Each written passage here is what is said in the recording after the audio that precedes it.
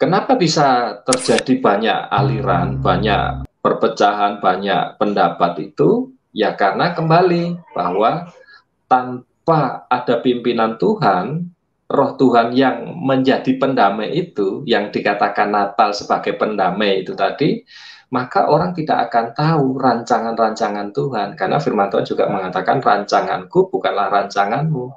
Maka Rabi Saul sangat tepat sekali menulis ya di dalam 2 Korintus 3 ayat 14 sampai 16 itu ya, pikiran mereka menjadi tumpul hingga saat ini ketika mereka membaca perjanjian lama, yaitu kitab-kitab Taurat, ya, kitab tanah itu, Taurat, Nevim dan Kutufim, tanpa Kristus, ya, tidak akan memahami, ya, karena hanya Kristus saja yang bisa membukakan itu ya, menyingkapkan perjanjian lama itu, ya.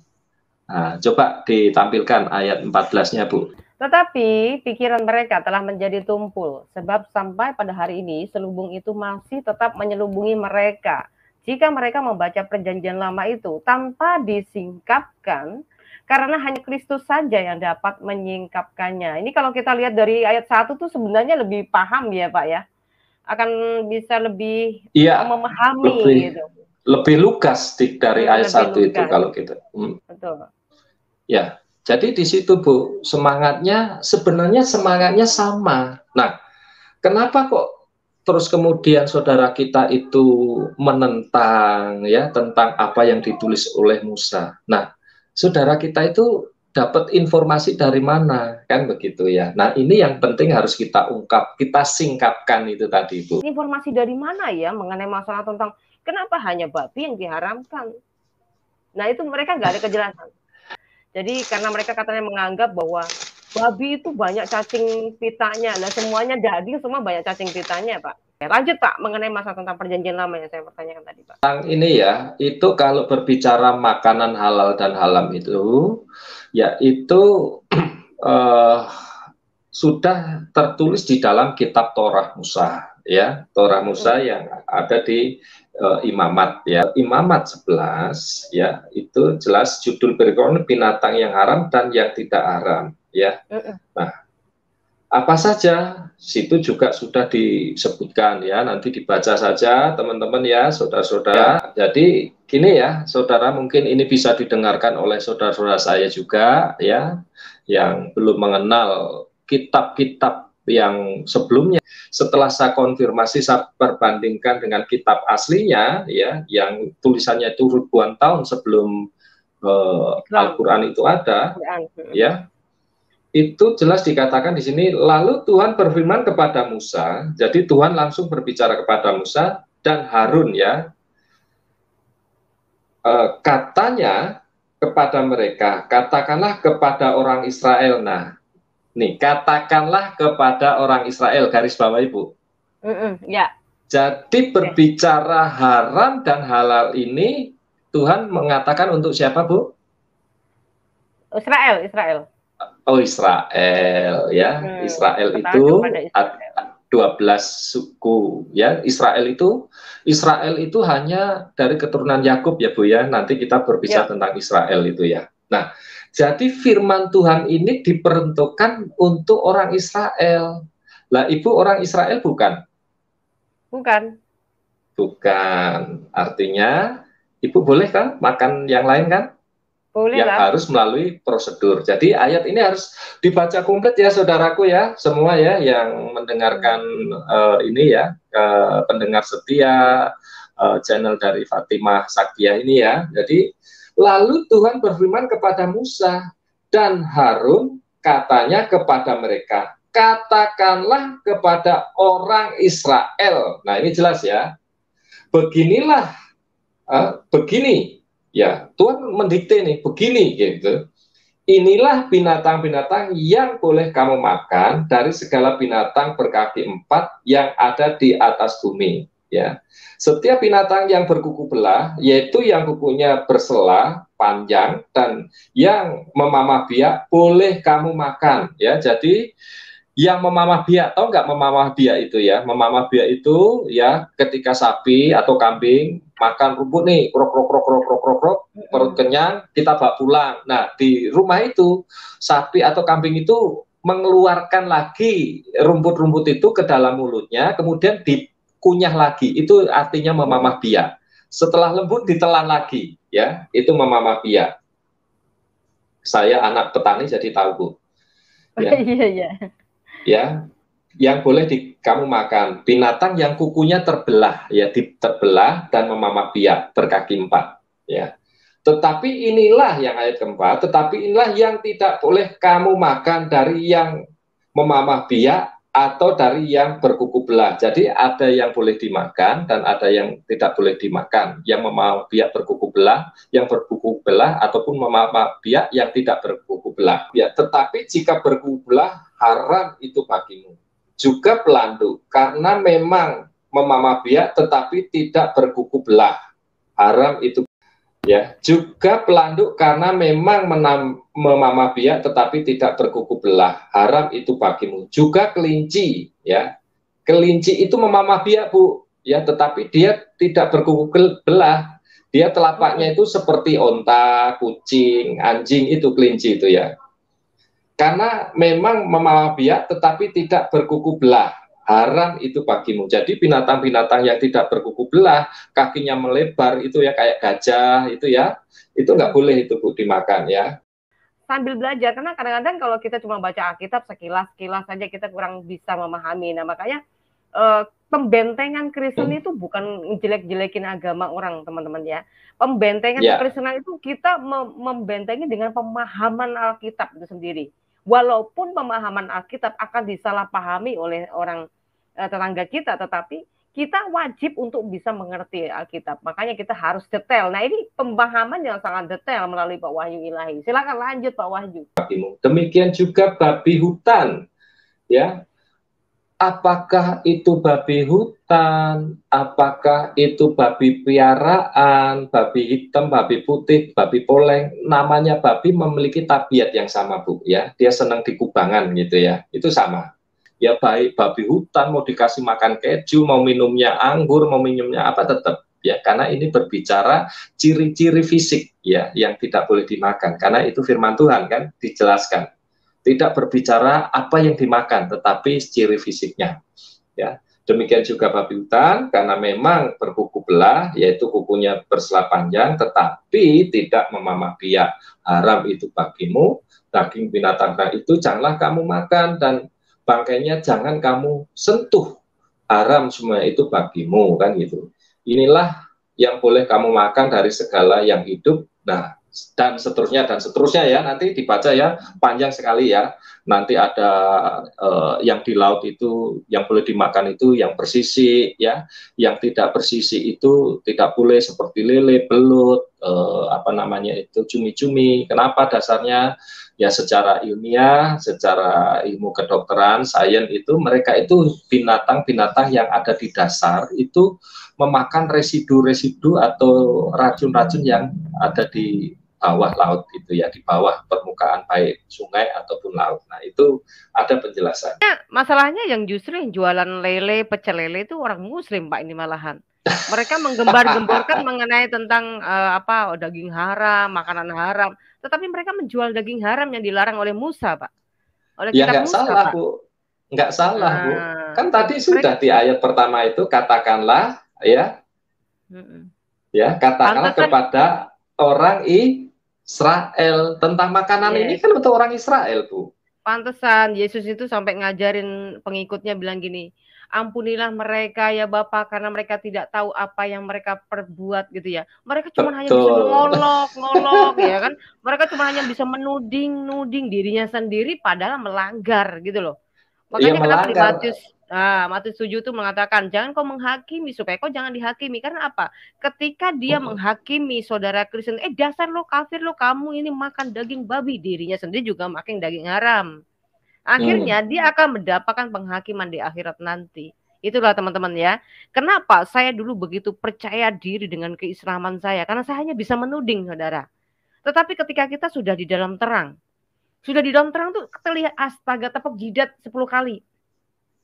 Ya Tuhan, ternyata ya isi Quran yang mengatakan apa namanya Muhammad itu adalah penyempurna Taurat dan Injil dan mengkaitkan kitab Taurat dan Injil. Justru Taurat dan Injil itu mengemukakan secara detail. Lah kalau misalnya di dalam kitab Taurat dan Injil itu sudah mengemukakan hal-hal yang detail, buat apa lagi kita mempercayai orang Arab yang ya nggak tahulah mungkin mereka mengatakan itu adalah wahyu Allah ya terserah. Tetapi pada kenyataannya sejarah yang mereka tulis tokohnya sama, ceritanya berbeda.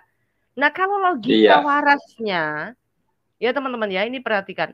Logika warasnya, kalau misalkan tokohnya sama, lalu kemudian ceritanya berbeda, apa iya itu disebut kebenaran? Dan mungkin kita juga akan bisa bertanya, kebenaran itu di mana letaknya? Apakah letaknya melalui bangsa Israel atau melalui bangsa Arab? Kan begitu saudara ya. Nah itu, ini sedikit selingan-selingan dari semua pernyataan Pak Wahyu Ilahi dan saya akan selipkan pemahaman yang masa lalu kita imani begitu. Lanjut Pak Wahyu Ilahi. Daging haram. ya. Nah, tadi saya koreksi sedikit ya, Ibu mengatakan bahwa Rasulullah atau Nabi Muhammad itu dikatakan dari Arab itu kurang tepat, Bu. Dia dari Yaman, Bu. Sukunya Najra, Bu. Itu suku keluarganya ya. Itu. Ya. Ya, jadi bukan Ini dari Arab ya, beda ya.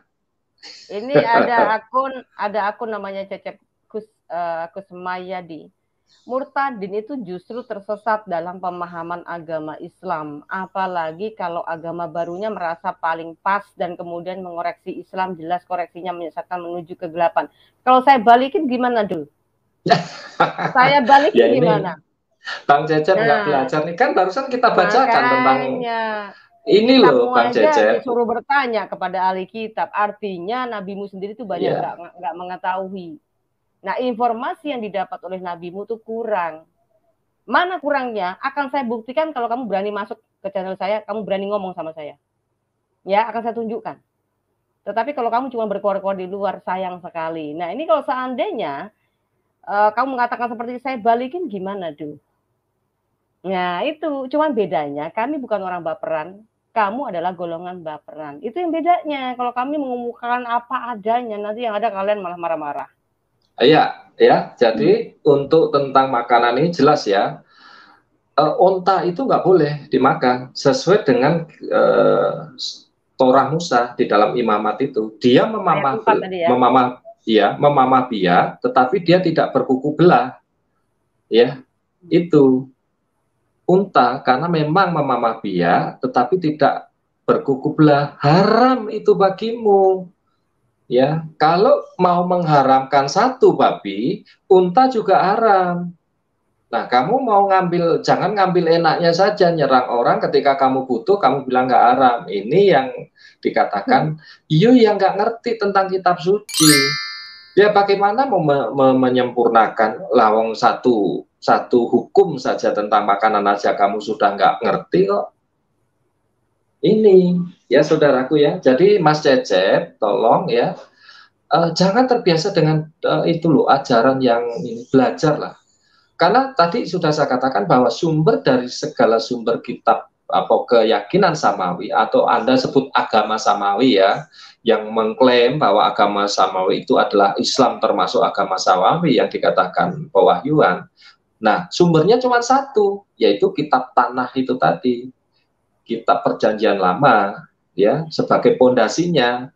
Nah, penggenapannya di dalam Perjanjian Baru gitu loh ya. Dan setelah itu tidak ada lagi yang di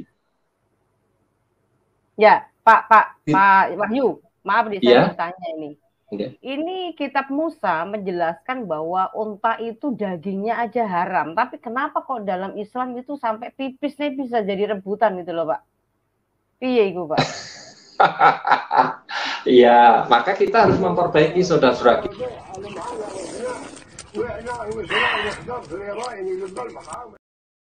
Udah, kasihan. Bagaimana nih, Pak?